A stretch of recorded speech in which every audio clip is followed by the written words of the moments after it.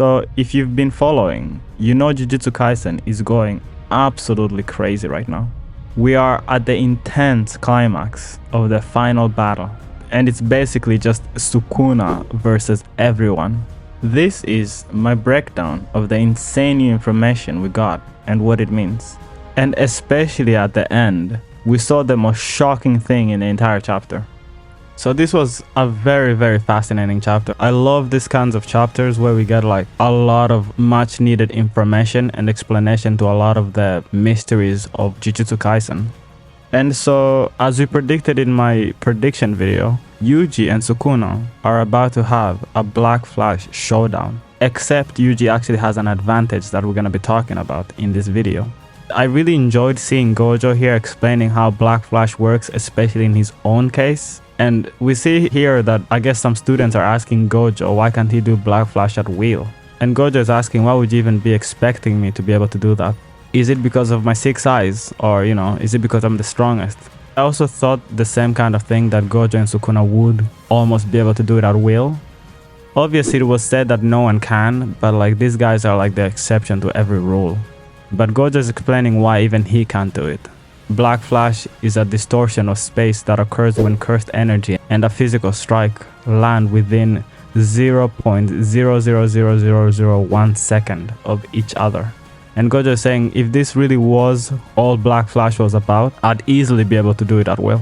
Which is kind of an insane flex, to be honest. But keep in mind, Gojo's 6 eyes allow him to see time almost in slow motion, where like for him like seconds equals 10 minutes to other people, so he can process information at a much deeper level. And I feel like this is another aspect of his character that was kind of wasted. His extra perception abilities, they didn't really go too much into those during his fight with Sukuna. And the fact that he can perceive infinity and the 6 eyes, like he just didn't have much of an advantage with those in the fight with Sukuna. But yeah, Gojo kind of explains how it's much more complicated than that, and it also depends on like the conditions, even the humidity and the heat of the atmosphere affects, as well as the cursed energy of your opponent and your own condition.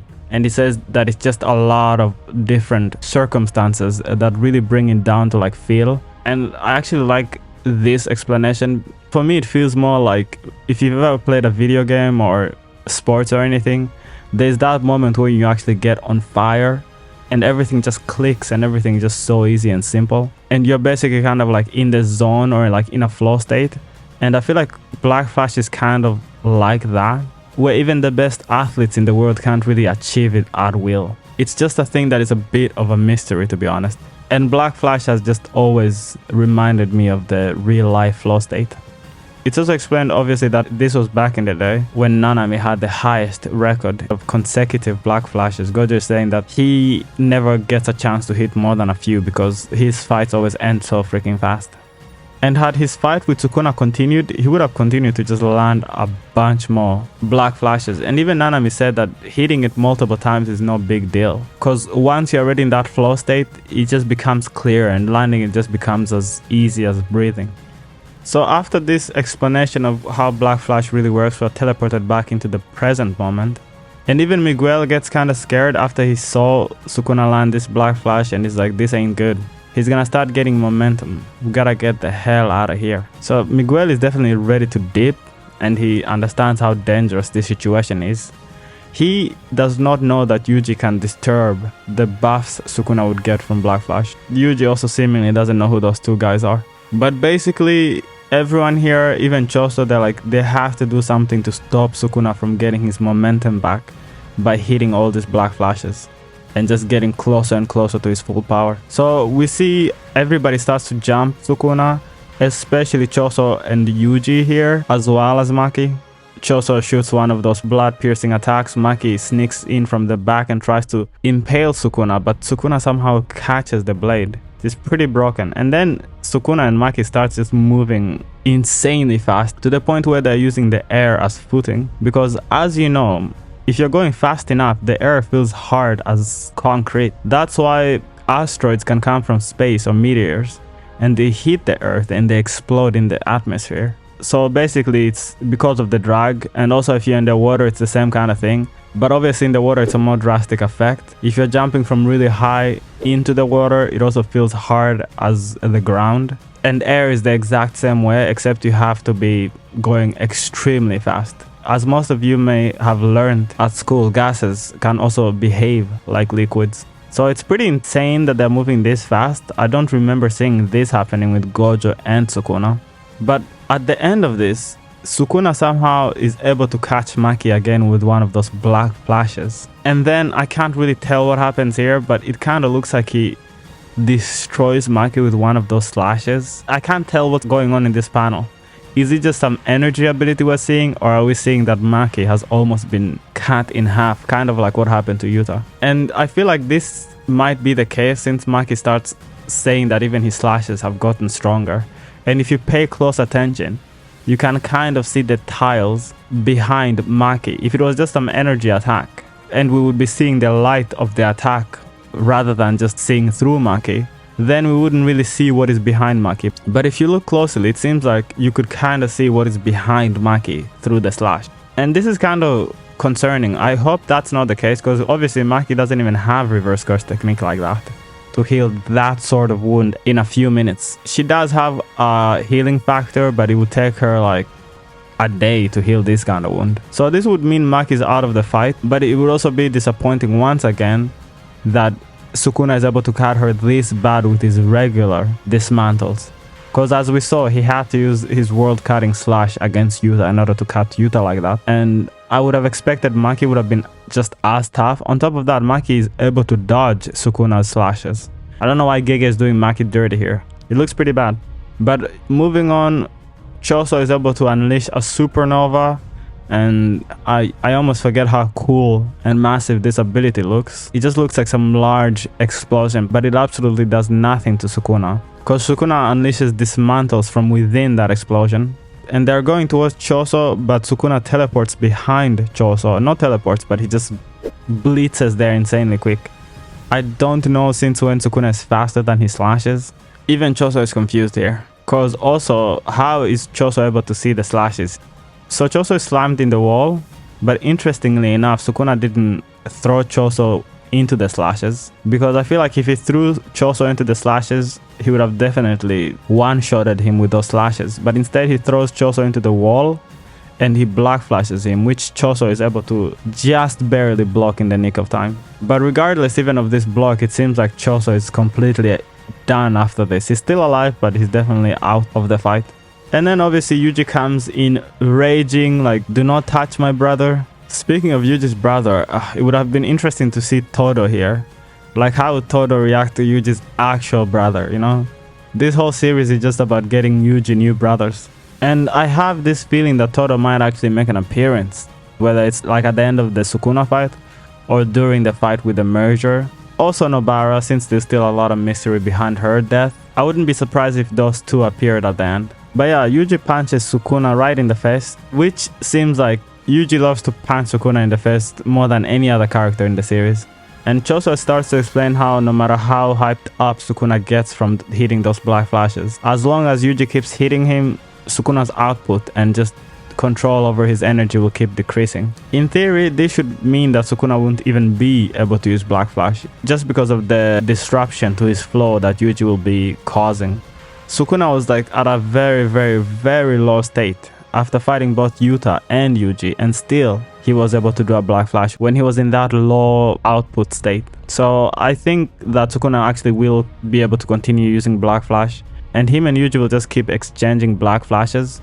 And the reason why I keep saying that Yuji is going to have an advantage, he can cancel out the effects of Sukuna's Black Flash, so Sukuna doesn't really get amped up and buffed, because obviously Yuji also has this power that can disturb the link between Sukuna and Megumi's soul. But also, as someone who also knows his own soul similar to the way Yuji does, I feel like Sukuna will be able to adapt to this new power that Yuji has. At least until we see that ability of Yuji that can somehow switch bodies. I don't know how that is going to come into play, but I'm really excited for that. At the end of this chapter, it's explained to us that Yuji has finally awakened. And like, I'm so not sure what this means. Does this mean that he has awakened to Sukuna's malevolent ability or like shrine abilities? Or Does it mean he has awakened to his mother's inherited curse technique or Kenjaku's curse technique? Like, what exactly does this mean? Or does it just mean that he's operating at 120% of his current potential? I'm really not sure what this means. But I also feel like it's just one of those cliffhangers. And when the next chapter starts, Sukuna is gonna go back to just cooking everybody, including Yuji. But definitely the advantage I think Yuji should have, in theory, is that he's mixing his soul punch with Black Flash.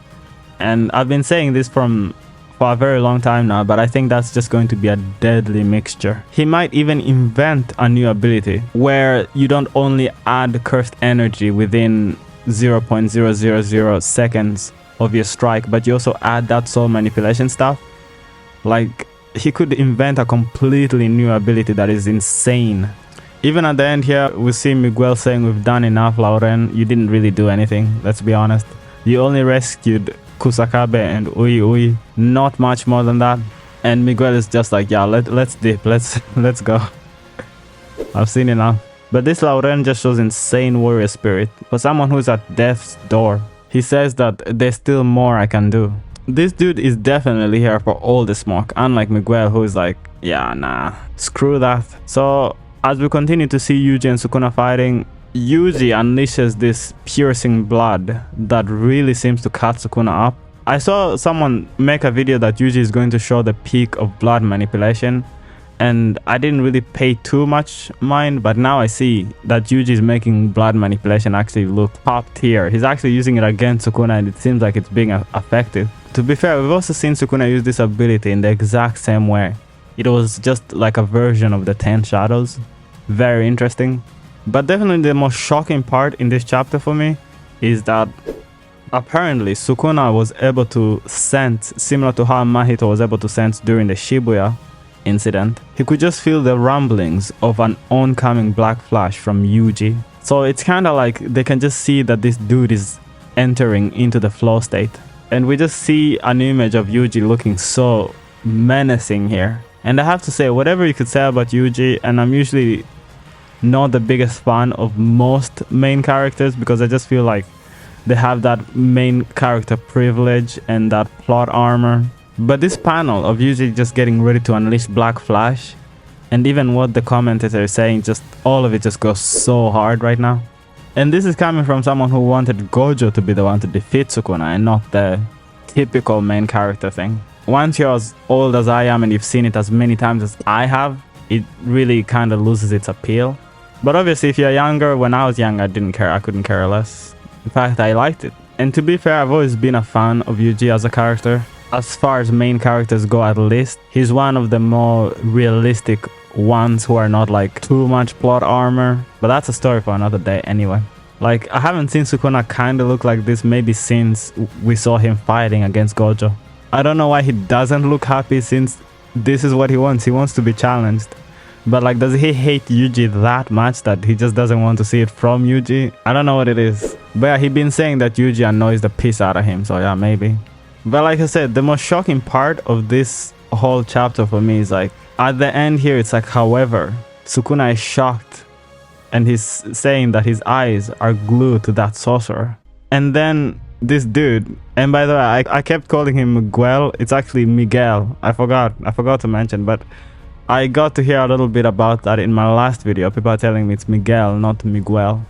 So yeah, my bad. I think even during this chapter, I might have said Miguel. But yeah, so Miguel and this dude here explaining that his curse technique doesn't just clutch somebody's body. If he has already just caught you in his hand, he can also seize your heart. So meaning he makes you fall in love with him. That is so sus. Damn, that's a terrifying power. Like, this guy would be a menace to society if he was real. Jeez, can turn dudes sus just by looking at him. So Sukuna sus confirmed, by the way? Nah, I'm kidding everyone, I'm kidding. I'm sure Sukuna will only be sus for a few seconds. It's crazy either way. Like, you could see the hearts where Sukuna's eyes used to be. Nah, it's just way too ridiculous.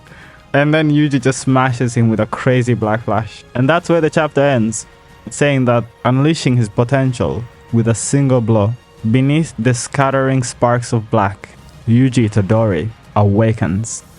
That's pretty raw, I can't lie. It's pretty freaking raw. So yeah, if you've watched this far, thank you so much for watching, and see you in the next one.